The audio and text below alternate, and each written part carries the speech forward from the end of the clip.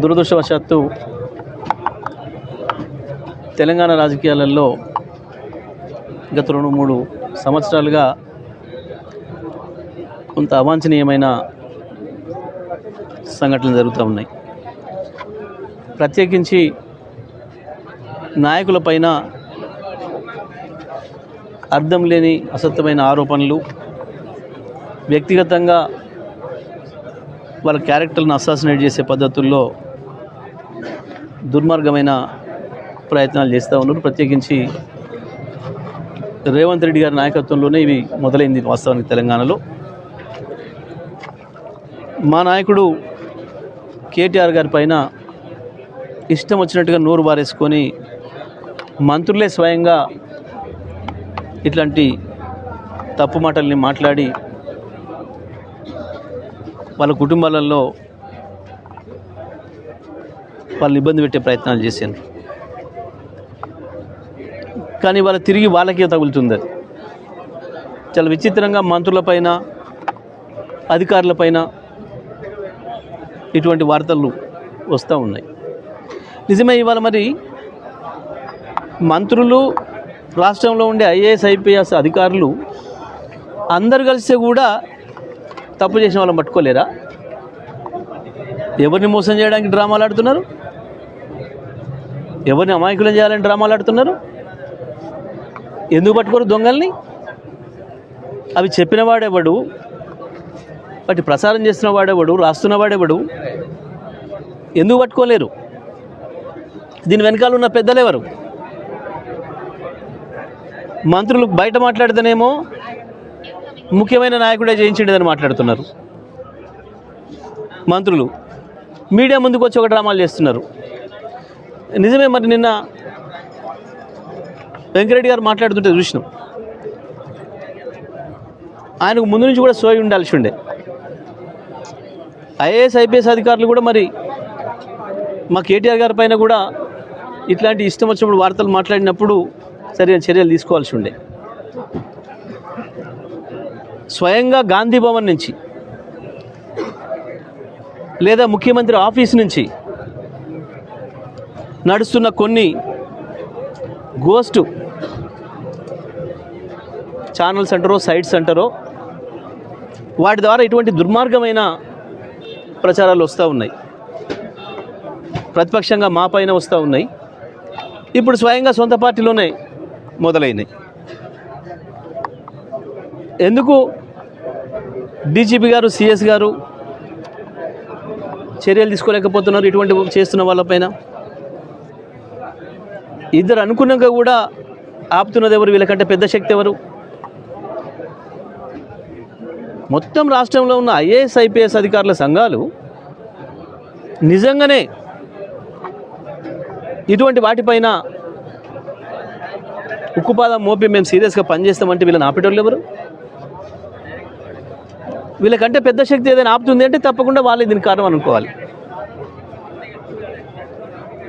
కానీ మా బాధ ఏంటంటే వీళ్ళ క్షుద్ర రాజకీయాల కొరకు, వీళ్ళ అంతర్గత రాజకీయ కొట్లాటల కొరకు మొత్తం రాష్ట్రం పరువు తీస్తున్నారు,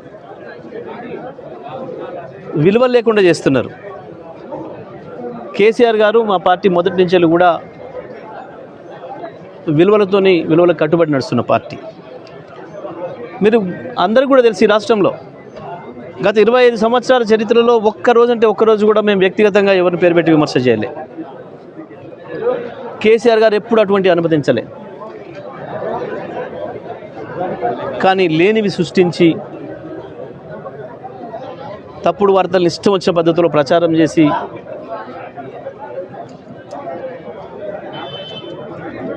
మాపైన, మా నాయకులపైన వచ్చినాయి, నాతో సహా. డీజీపీ గారికి విజ్ఞప్తి చేస్తే కూడా, డీజీపీ గారికి పిటిషన్ ఇస్తే కూడా అంతవరకు పట్టించుకున్న సోయి లేదు. నిరాధారమైనవి స్వయంగా గాంధీ భవన్ నుండి నడిచే గోస్ట్ సైట్ల నుంచి వెళ్ళి వచ్చినాయి, లేదా సీఎం ఆఫీస్ డైరెక్షన్లోనే వచ్చినాయి. అందుకే ఇవాళ వీళ్ళు కేవలం ఖండనలకే పరిమితం అవుతున్నారు ఐఏఎస్ ఐపీఎస్లు. లేదంటే చర్య తీసుకోవాలి. ఎవరి మీద చేసినా తప్పే. కుటుంబాన్ని హింస పెట్టే పద్ధతుల్లో, కుటుంబాన్ని నాశనం చేసే పద్ధతుల్లో చేస్తున్న ఈ దుర్మార్గం కేవలం తెలంగాణలో ఒక 3 సంవత్సరాల క్రితం నుంచే స్టార్ట్ అయింది.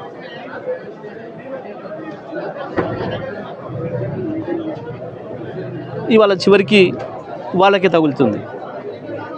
ఎవరు మొదలుపెట్టినరో ఈ దుర్మార్గాన్ని వాళ్ళకే తగులుతుంది. ఇవాళ దురదృష్టవశాత్తు తెలంగాణ రాజకీయాలలో గత 2-3 సంవత్సరాలుగా కొంత అవాంఛనీయమైన సంఘటనలు జరుగుతూ ఉన్నాయి. ప్రత్యేకించి నాయకులపైన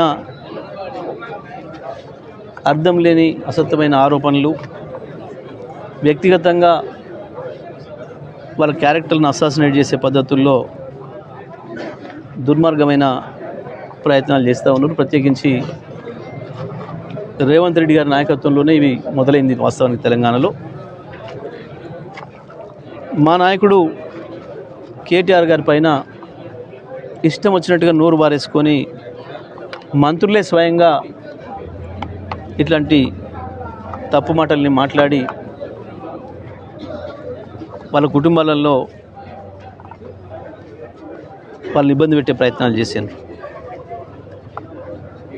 కానీ వాళ్ళ తిరిగి వాళ్ళకే తగులుతుంది. అది చాలా విచిత్రంగా మంత్రులపైన, అధికారులపైన ఇటువంటి వార్తలు వస్తూ ఉన్నాయి. నిజమే. ఇవాళ మరి మంత్రులు, రాష్ట్రంలో ఉండే ఐఏఎస్, ఐపీఎస్ అధికారులు అందరు కలిస్తే కూడా తప్పు చేసిన వాళ్ళని పట్టుకోలేరా? ఎవరిని మోసం చేయడానికి డ్రామాలు ఆడుతున్నారు? ఎవరిని అమాయకులను చేయాలని డ్రామాలు ఆడుతున్నారు? ఎందుకు పట్టుకోరు దొంగల్ని? అవి చెప్పిన వాడెవడు, వాటి ప్రసారం చేస్తున్న వాడెవడు, రాస్తున్న వాడెవడు? ఎందుకు పట్టుకోలేరు? దీని వెనకాల ఉన్న పెద్దలెవరు? మంత్రులు బయట మాట్లాడితేనేమో ముఖ్యమైన నాయకుడే చేయించిండేదని మాట్లాడుతున్నారు. మంత్రులు మీడియా ముందుకు వచ్చి ఒక డ్రామాలు చేస్తున్నారు. నిజమే. మరి నిన్న వెంకరెడ్డి గారు మాట్లాడుతుంటే చూసినాం. ఆయనకు ముందు నుంచి కూడా సోయి ఉండాల్సి ఉండే. ఐఏఎస్, ఐపీఎస్ అధికారులు కూడా మరి మా కేటీఆర్ గారి పైన కూడా ఇట్లాంటి ఇష్టం వచ్చినప్పుడు వార్తలు మాట్లాడినప్పుడు సరైన చర్యలు తీసుకోవాల్సి ఉండే. స్వయంగా గాంధీ భవన్ నుంచి లేదా ముఖ్యమంత్రి ఆఫీస్ నుంచి నడుస్తున్న కొన్ని గోస్ట్ ఛానల్స్ అంటారో, సైట్స్ అంటారో, వాటి ద్వారా ఇటువంటి దుర్మార్గమైన ప్రచారాలు వస్తూ ఉన్నాయి. ప్రతిపక్షంగా మా పైన వస్తూ ఉన్నాయి. ఇప్పుడు స్వయంగా సొంత పార్టీలోనే మొదలైనాయి. ఎందుకు డీజీపీ గారు, సిఎస్ గారు చర్యలు తీసుకోలేకపోతున్నారు ఇటువంటి చేస్తున్న వాళ్ళపైన? ఇద్దరు అనుకున్నాక కూడా ఆపుతున్నది ఎవరు? వీళ్ళకంటే పెద్ద శక్తి ఎవరు? మొత్తం రాష్ట్రంలో ఉన్న ఐఏఎస్, ఐపీఎస్ అధికారుల సంఘాలు నిజంగానే ఇటువంటి వాటిపైన ఉక్కుపాదం మోపి మేము సీరియస్గా పనిచేస్తామంటే వీళ్ళని ఆపేటోళ్ళు ఎవరు? వీళ్ళకంటే పెద్ద శక్తి ఏదైనా ఆపుతుంది అంటే తప్పకుండా వాళ్ళే దీనికి కారణం అనుకోవాలి. కానీ మా బాధ ఏంటంటే వీళ్ళ క్షుద్ర రాజకీయాల కొరకు, వీళ్ళ అంతర్గత రాజకీయ కొట్లాటల కొరకు మొత్తం రాష్ట్రం పరువు తీస్తున్నారు, విలువలు లేకుండా చేస్తున్నారు.